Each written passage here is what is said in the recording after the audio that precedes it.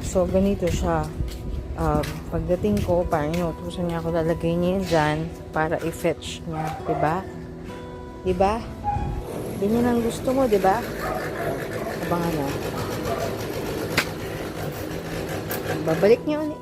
Gusto mo pa. Layuan natin. Diyan ha. Tama na. Tama na.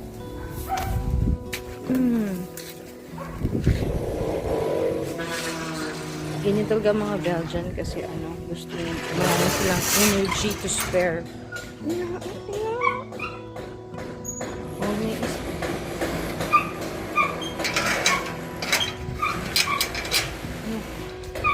Utusan na naman ako. Ay! Salo agad! Salo mo agad! Salo mo to. Ba't dyan mamaya maano yung kuko ko? Galing mo talaga. Huwag niyo ako i-judge. Yun talaga gusto niya laruin. Yung bola sinira na niya. Tama na. Sasara ko yung gate. Oh, dito ka naman.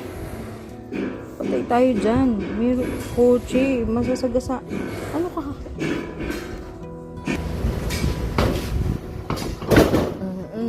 Ano?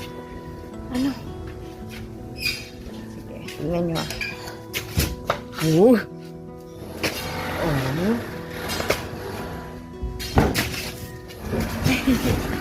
Ayaw na niya.